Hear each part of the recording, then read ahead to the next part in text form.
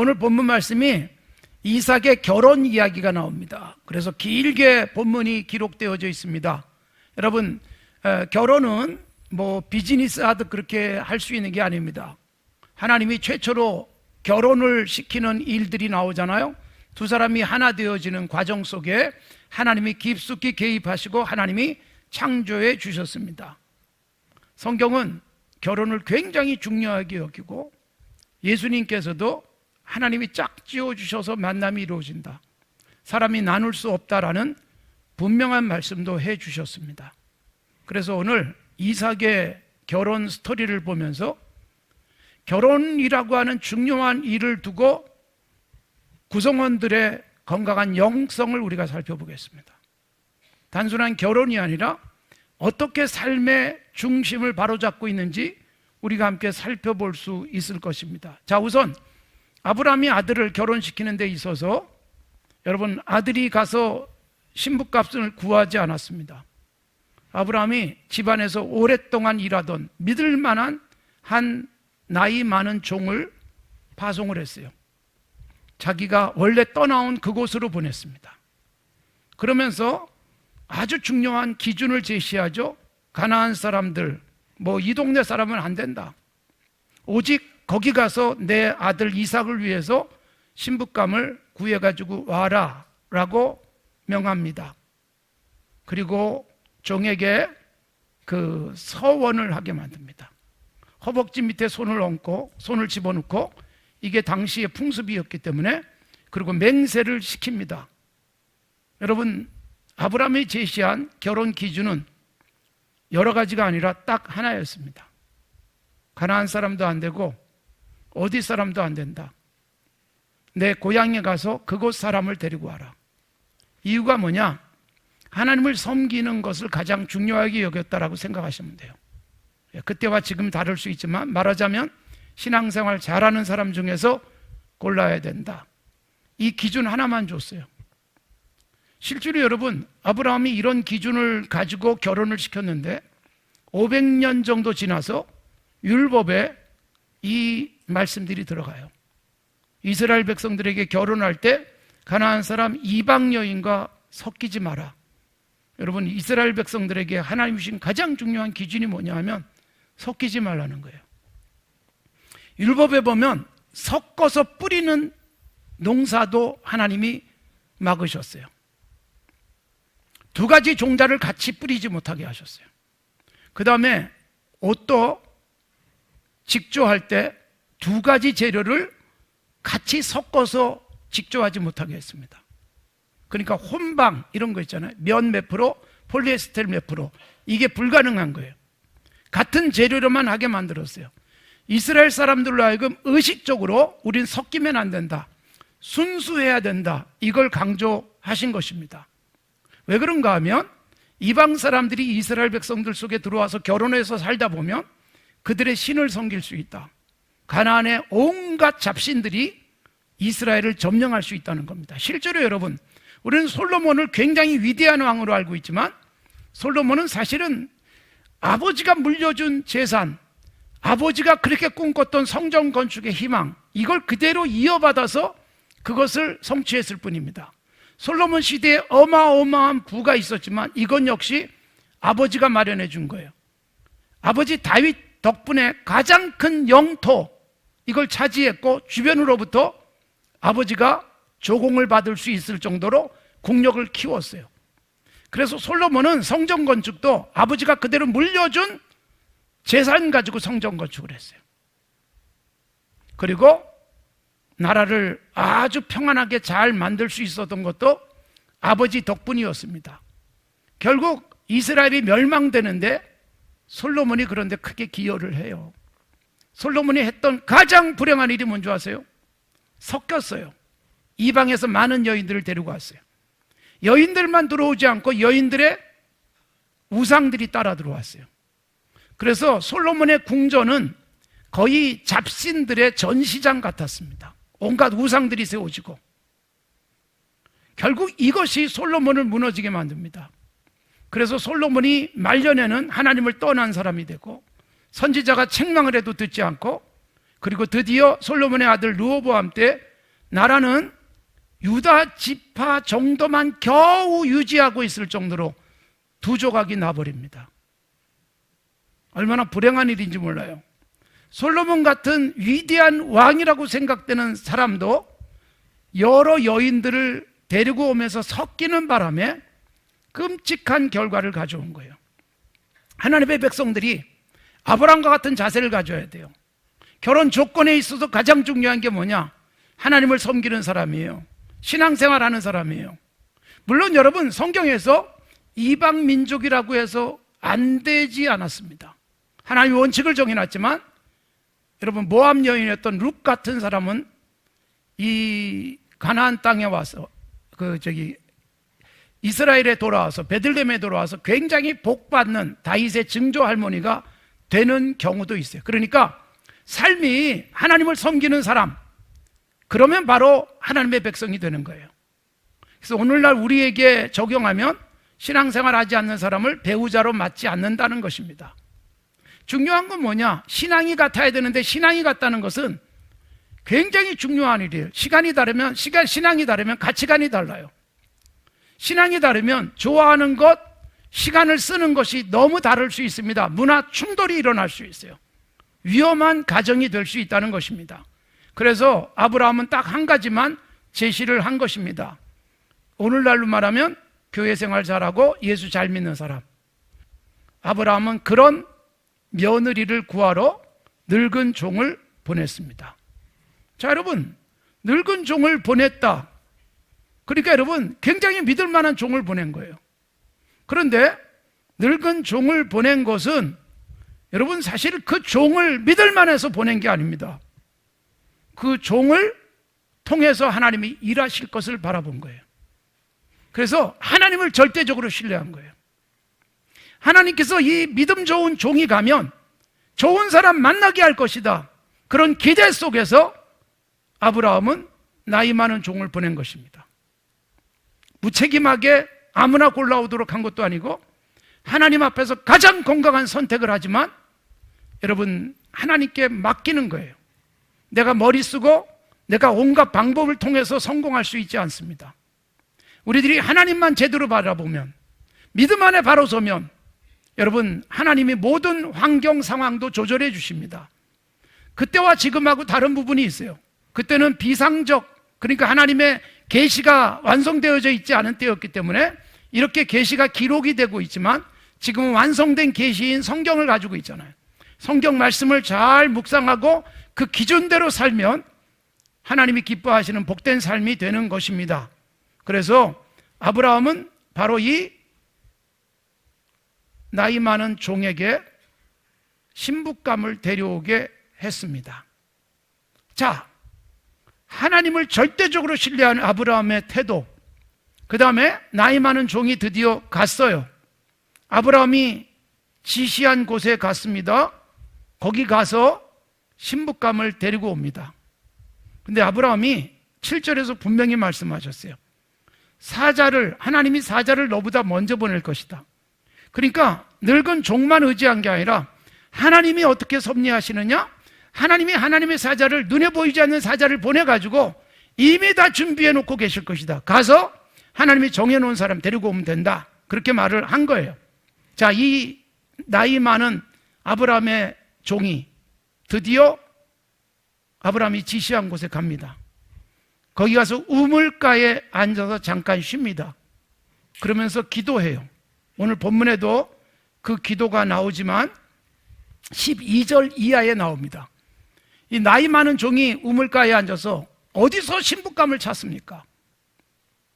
기도하는 거예요. 하나님, 제가 여기 왔는데 우리 주인의 신부감 구할 수 있게 하세요. 어떻게 하나님과 약속을 하는가 하면 특별하게 하나님이 개입해 주시는 때라서 그가 이렇게 기도합니다. 내가 우물가에 앉아서 한 여인이 물을 길러 오면 그에게 내가 목마르니까 물을 달라고 했을 때 내게 물을 기쁘게 줄 뿐만 아니라 여기 있는 이 짐승떼 많은 선물을 싣고 갔거든요. 그러니까 이 낙타에게 물을 마시도록 해준다면 하나님이 정하신 사람으로 알겠습니다 라고 기도를 했는데, 여러분 15절에 가면 놀라운 말씀이 나와요. 그게 뭐냐 하면 이 늙은 종이 말을 마치기도 전에, 무슨 얘기냐면 하나님께 기도를 다 끝내고 오늘날 우리처럼 말하면 예수님의 이름으로 기도합나이다 아멘 하기도 전에 저쪽에서 여인이 등장을 합니다. 그리고 그 여인이 바로 이삭의 신부감이 되어집니다. 정말 여러분, 하나님을 바라보는 아브라함의 태도, 그리고 아브라함의 나이 많은 종이 또 하나님만 바라보는 이 경건한 자세, 이것이 좋은 사람 만나게 하는 역사로 이어지고 있는 것입니다. 딱 한 가지 조건, 하나님을 기쁘게 시게 하는 자, 하나님을 제대로 믿는 믿음의 사람, 이것밖에 없어요. 자, 그러면 여기서 당사자인 이삭은 뭘 하고 있었는가 봅시다. 자, 나이 많은 종이 가서 신부를 데리고 올 거예요. 그런데 신부가 오는 시간쯤에 바로 이삭이 나가서 기다립니다. 근데 뭘 하고 있었는가 하면 63절에 이렇게 되어 있어요. 이삭이 저물 때에 들에 나가 묵상하더니, 그러니까 자기 나이 많은 종이 신부감을 데리고 온다는 연락을 받았기 때문이 아니에요. 매일 그렇게 묵상하고 있었던 거예요. 들에 나가서 묵상하던 중에, 묵상한다는 것은 하나님을 바라보고 하나님께 조용히 기도하는 태도일 겁니다. 그런데 여러분, 저쪽에서 한 여인이 나타났어요. 나이 많은 종이 약대에다가 그 신부감을 태우고 옵니다. 여러분, 이삭이 처음으로 보는 자기 신부감을 위해서 몸단장하고 멋진 옷을 입고 그 화장을 하고 향수를 뿌리고 그러질 않았어요. 딱 한 가지만 했어요. 들에 나가서 하나님께 묵상하고 있었습니다. 그런데 기가 막히게 맞는 여인이 나타난 것입니다. 자, 보세요. 아브라함, 그 다음에 나이 많은 종 이삭까지 경건한 영성을 가지고 자기 아내 될 사람, 며느리 될 사람, 주인의 신부 될 사람을 선택을 했어요. 자, 그러면 이번에 리브가를 보겠습니다. 자, 리브가가 어떤 여인이었는가? 이 나이 많은 종이 우물가에 앉아서 기도하는데 말도 마치기 전에 여인이 나타났잖아요. 그래서 그 여인에게 물을 달라고 하고 그 여인이 물을 이 종에게도 줄 뿐만 아니라 정말 약대에게도 물을 다 마시게 했습니다. 약대에게 물을 마시게 한다는 게 쉬운 일이 아니에요. 약대가 물을 마시면 한 10분 정도 마신대요. 엄청난 물을 먹는 거예요. 물을 보관하잖아요, 몸에다. 그런데 여러분, 그걸 다 해주는 거예요. 여인의 힘으로 쉽지 않습니다. 근데 뭐예요? 체력이 아니라 마음이 아름답기 때문에, 긍휼히 여길 수 있기 때문에, 하나님 주신 마음으로 인해서 착하게 물 대접을 잘 합니다. 너무너무 착하고 좋은 여인이었습니다. 남을 배려할 줄 알고 친절을 베풀 줄 알고 힘든 사람 물을 마시게 해주는, 마치 마태복음 25장에 나오듯 너는 내가 목마를 때 마신 물을 주었다 라고 칭찬 들을 만한 그런 여인이죠. 그런데 이 여인의 등장 속에 재밌는 표현이 있습니다. 16절에 그렇게 되어 있어요. 저쪽에서 여인이 딱 오는데 아브라함의 나이 많은 종이 얼굴을 보자마자 깜짝 놀랐어요. 왜냐하면 보기에 심히 아리답고 지금까지 남자를 가까이 하지 아니한 처녀더라, 그렇게 되어 있어요. 그러니까 보기에 아름답다, 예쁘다는 뜻입니다. 성경에 보면 창세기에서 아브라함의 아내 누구죠? 사라가 예뻤어요. 너무 예뻐서 창세기 12장에서 그리고 21장에서 두 번이나 아내를 뺏어갈까 봐 누이라고 거짓말을 하는 사건이 나옵니다. 얼마나 예쁘면. 자, 여러분, 사라가 65세 때 그런 거짓말을 했어요.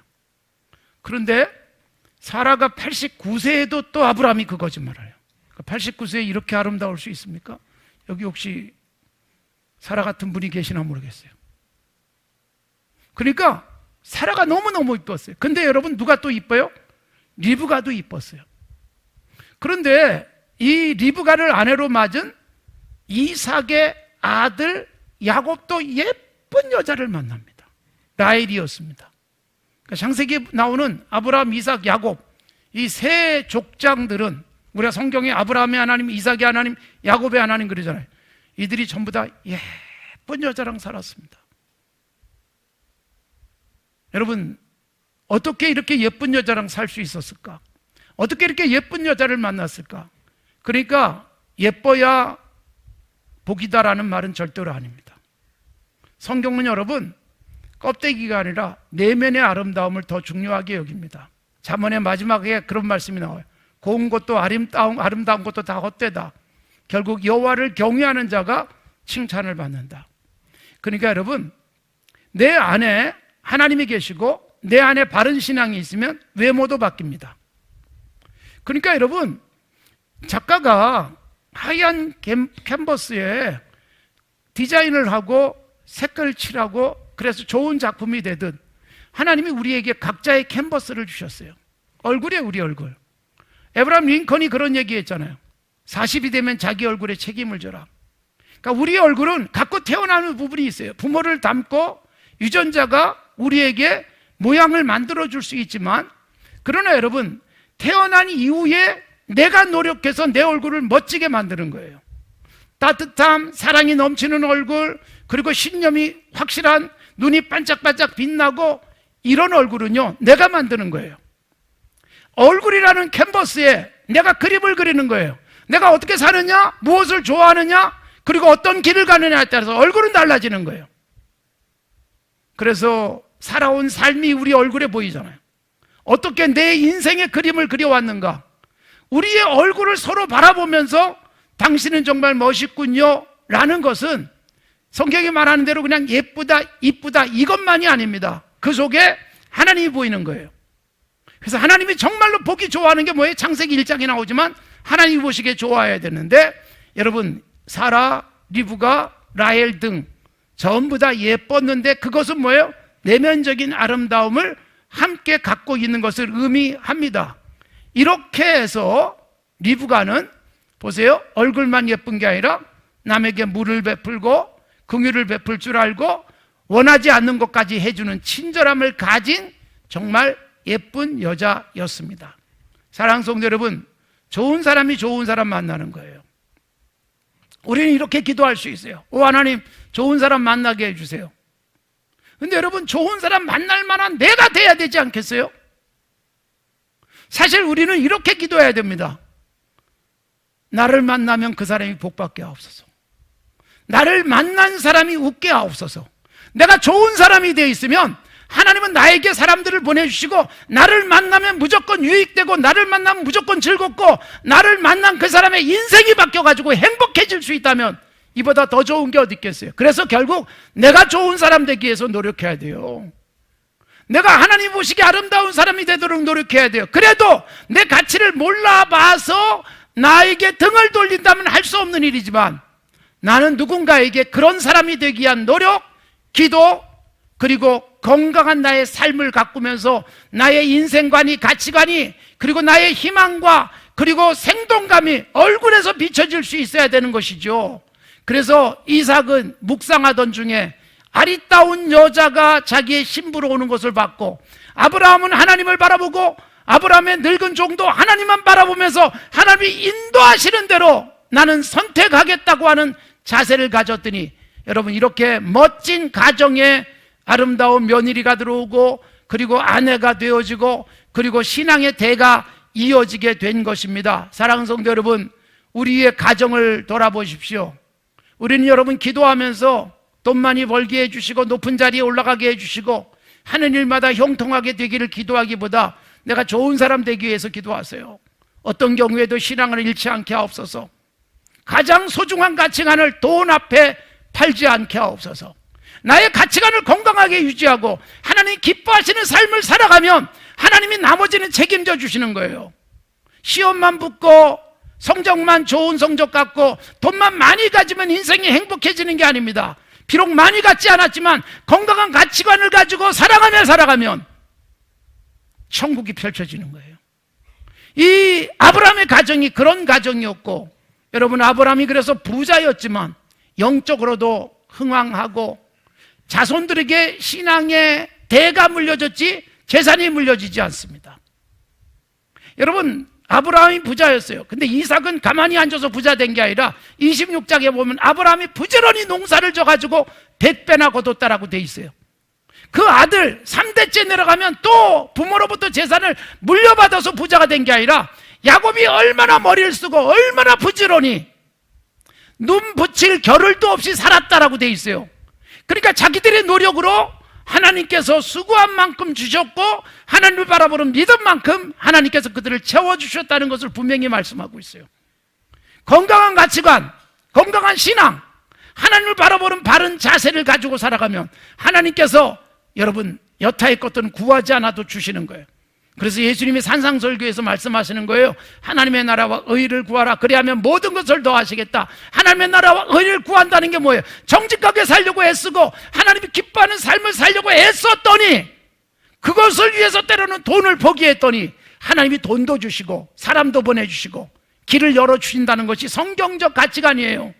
사랑하는 성도 여러분, 아브라함 나이 많은 종 이삭의 모습, 집안의 영적 분위기를 보여주고 있지 않습니까? 리브가 나이 많은 종을 만났을 때 친절을 베풀고 그리고 온 집안이 아브라함의 이야기를 전해들고 이렇게 되어진 것이라면 하나님께서 결정하신 거니 따르겠습니다. 얼굴 한번 보지도 않은 채 이삭의 집으로 리브가가 따라서 오잖아요. 그리고 아름다운 믿음의 가문이 만들어지잖아요. 사랑하는 성도 여러분, 우리 가정의 영성이 어떤지 살펴주십시오. 내 남편, 아내, 부모, 자녀 건강한 믿음의 사람 되기 위해서 애쓰셔야 돼요. 좋은 남편, 좋은 아내, 좋은 아버지, 좋은 어머니, 좋은 딸, 좋은 아들, 좋은 사위, 좋은 며느리는 결국 영적으로 건강해야 가능한 것이고 그렇게 될 때 하나님께서 자손 대대로 하나님을 잘 섬기는 믿음의 가문으로 서게 하실 줄로 믿습니다. 그래서 신앙생활 잘 유지하는 것은 그리고 예배를 제대로 드려지는 것은 소중한 겁니다. 우리 자녀들이 신앙의 대를 잊지 못하는 경우들이 점점 많이 나오고 있어요. 자녀도 많이 낳지 않으면서 그리고 신앙의 대도 끊기는 가장 불행한 일들이 있는데 여러분 내가 믿는 하나님 내 자녀들이 믿고 내 자녀들이 믿고 따르던 하나님을 손주들이 믿고 그러면서 신앙의 대가 이어지고 영적으로 건강한 믿음의 가문을 만들어 가시기를 바랍니다. 하나님 안에서 우리의 영안이 열리면 바른 선택을 해요. 육신의 것만 추구하면 돈만 보고 인생의 쾌락만 추구하고 그러면서 망가질 수 있어요. 그러나 다른 것 보지 않고 하나님을 바라보고 갔더니 하나님이 놀라운 것을 더해 주시는 복, 영적인 눈이 열려서 우리의 삶 속에 그런 은혜들이 이어지게 하시기 바랍니다.